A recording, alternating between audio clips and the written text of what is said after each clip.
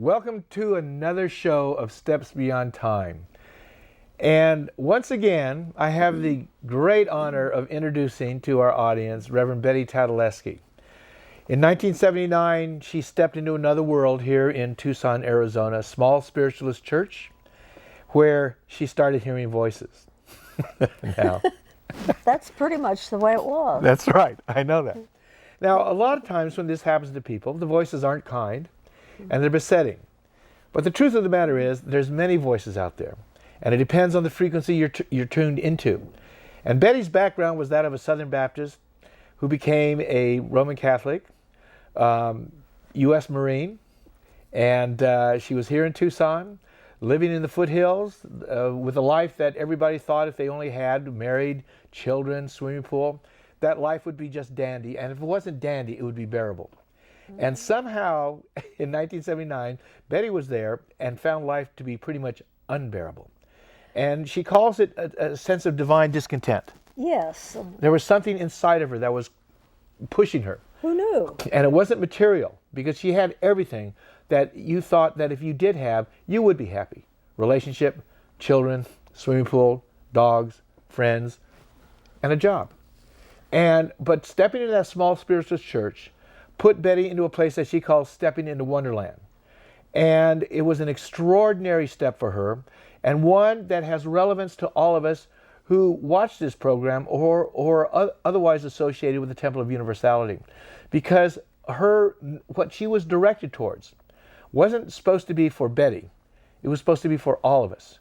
And it's a story basically of the oneness of truth, the oneness of humanity, and the oneness of love.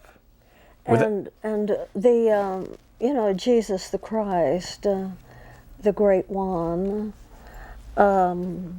who says the kingdom of heaven is within you.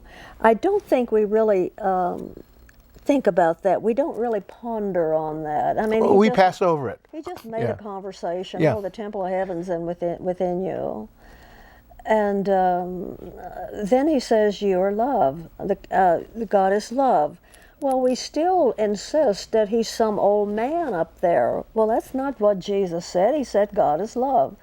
And the kingdom of heaven is within you. So it's the love within you. Well, who knew? You know, that sounds too simplistic, doesn't it? But anyway, it all turned out to be true. It is truth, beloved friends. And it is true that we are people who can, like everyone else, communicate on many levels and many dimensions of time and space. It's like I always say, all of my friends have these cell phones and things, and they just punch in and expect and get somebody on the other line. Well, I just go into meditation or just look up at the stars and start talking to them, and they start talking back. Now, if that's so too simple for you, do take it to heart. Because, you know, when we're little, we're taught, when you wish upon a star, well, who knew it was true, you know? And that the stars are really conscious beings, but they are. But I want to talk about the Middle East Peace Initiative that I began being a part of in 2006.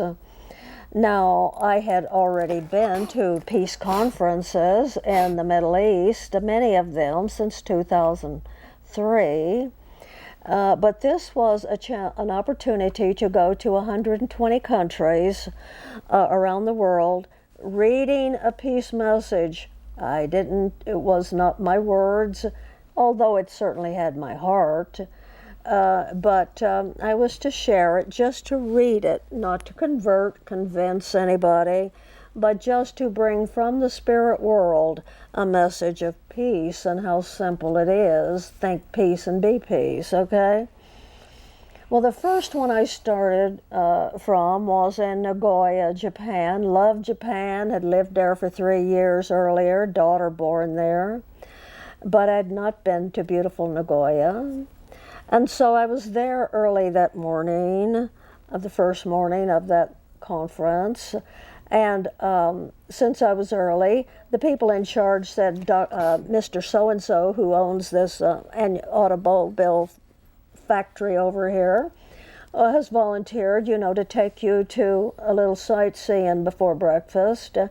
And so he said, yes, would you like to go to the Buddhist center here? And of course I did. Well, I went over. There were half a dozen priests on here on the stage, nobody down here.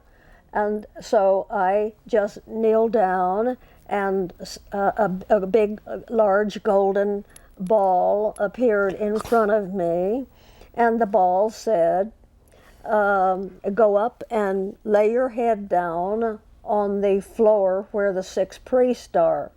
So I did. I went down, walked up the steps, put my head on there.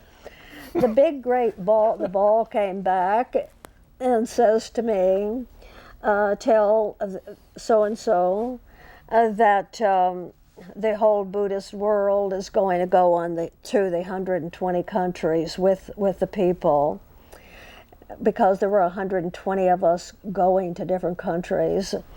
And so I did. I had a wonderful time in a beautiful NaGoya.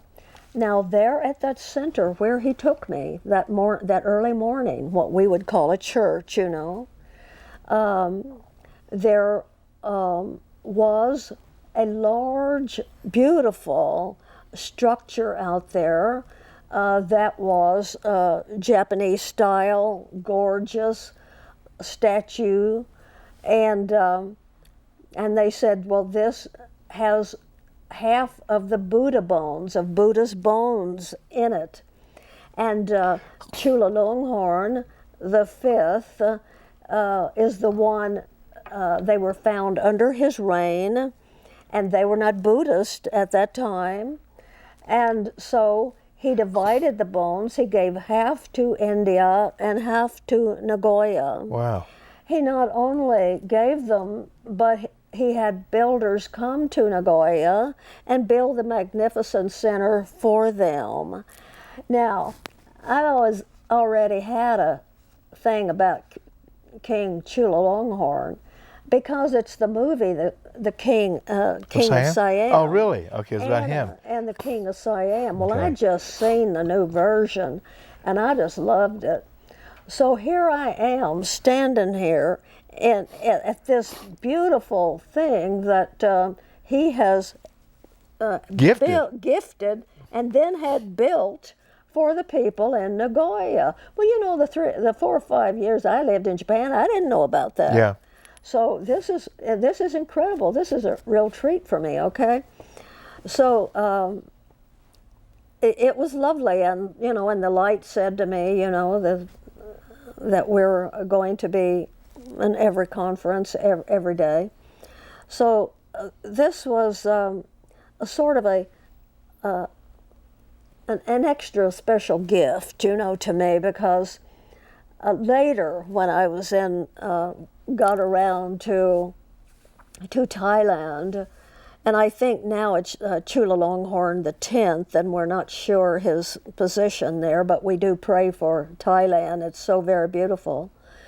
And so anyway, that was the beginning of my 120 countries to be gifted with this visit to this center.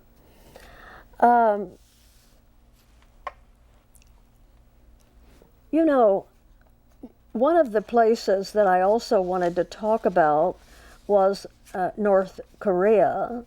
It was 2006 when I went with several hundred women to North Korea. I had been, of course, to South Korea for over a dozen trips, but each time we always went to the 38th parallel and sat in that private room where this paint line goes under the table, and it's where international conferences are held in that one room. So that if you look out this side of the window, these are North Koreans here, and over here are Americans. I had sat in that room many times, but I had not been able to go to North Korea. And so when the women formulated this conference, which took them over a year to get all of the papers and approvals and so forth, because we were from all over the world, and we all had the same heart, and that heart says that these are friends we haven't met yet. That has been my experience for a long time. I don't understand, because we don't know someone, that we are assuming that they're mean and they're bad. That one has frustrated me for a long time, okay? That just because I don't know you, I should be wary of you, and I shouldn't like you at all. There is something different about you, and I should not acknowledge that. You see? Well, I'm sorry. I'm built in a different way. If I don't know you, I want to. Because, you know, we're family. We are family. There is one family under God. And now, as we say, there are over 7.2 billion of us. But when did we decide that we were going to choose sides, and that we were going to call some of you enemies and a few of you friends? I have never understood that, even though I was in the military, in the Marine Corps. I have never understood what they say. I was given a poem by Spirit called They Say. They say the sky is black today. To me it rather looks blue, okay? I wonder what else they say that isn't true. And so it has been my life, which I love, to meet more of my family, of people, most of whom I do not speak their language, but I do speak the language of the heart. Now, in North Korea, it was so wonderful. The people are so very beautiful. They are kind and they are generous. And what they don't have is the world acknowledgement and appreciation that they are our brothers and sisters. They are talented, lovely, wonderful people. So I don't understand if I turn on my TV and there is talk about North Korea there, that it's always what I call mean thinking. Now, it's from an announcer who's not there, never been there, but he got a paper and it says the North Korea want to attack us, okay? I don't get that. Do you? I don't believe what other people say in that. I like to travel around and meet the folks face to face. I look forward to going back to North Korea. I've spent a lot of time during that 120 countries in Africa. Now, at the time, I thought this was so incredible. I hope that I get to go to more of the African countries, because at that time I was so smitten with the continent of Africa that it has lived up actually to my love. There are situations there that are deplorable. There are diseases there that we need to take care of. And with prayer, everything is possible. We have been told that. When you hear that this is impossible, that's not what Jesus said. He said everything is possible. you know. So Change your thoughts. and Change the world. And change the world. So I don't buy into this thinking that just because you don't know folks, those are mean folks over there. It used to be when someone moved into your community, you were fortunate to live next door, you'd run down. Now, I didn't bake a pie, but you know what? I could run down and buy one and go knock on a door and meet some real nice folks. So I don't understand why we're not encouraged. As Jesus said, love one another, okay? So then when our friend, the NBA player, Rodney, what's his name? Dennis Rodman. Dennis Rodman. I've seen him play. I love that team, okay? Dennis Rodman. And they used to house down in Sierra Vista. So I've seen him, okay? So he goes over there. Now, wouldn't you think, since he goes over there and they let him in and he's toasting the people, and not roasting them, but toasting them, and having a good time, and he finds out something that says, you know what, these are real folks, ordinary folks, and, you know, we're having a good time. I'm going to bring my basketball team over here, and we're going to play basketball. Now, I thought that was a good thing. Now, don't you think that it's like a little better to play basketball with folks than it is to take over bullets and kill them, or just drop drones on them? Is my thinking fouled up or something? But I'm sorry folks, but that's how I think. That the world is full of good people, and we don't have to make judgment on them. And I can hear some of you out there saying, turn that off, that woman's crazy. But you know what, honey? You're not going to shut me off, because I've been around the world enough, I've met enough people in the world that I know that what Jesus said was, God is love, the kingdom of heaven is within you, and we're all. He didn't exclude one person when he said, ye are God's, and the kingdom of heaven is within you, John 10, okay? So we need, if we're going to preach to folks and deny them equal rights because they don't fit in to our scheme of things, now it helps if they have a lot of money. I've noticed that.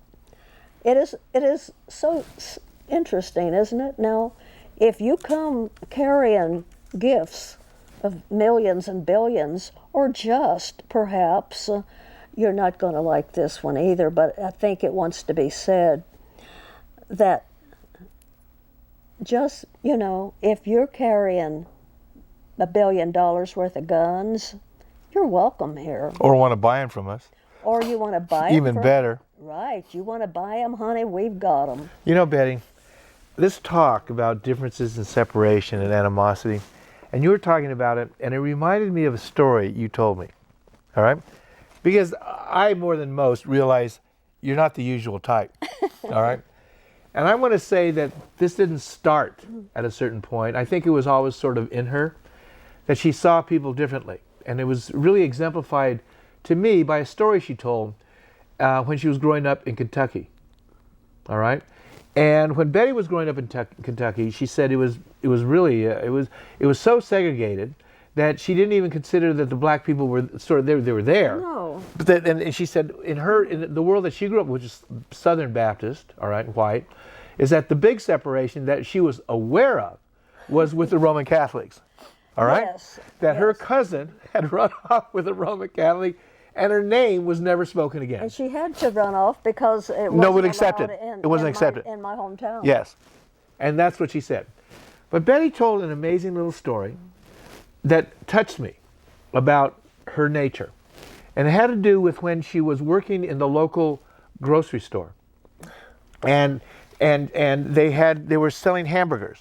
It was a special. Yeah, that was what we did. Okay, and how old were you at the time, Betty? I was 16. Okay, and your job was to do what? I was making on the grill. Yeah. Or serving. Serving. Okay, you had this long boot.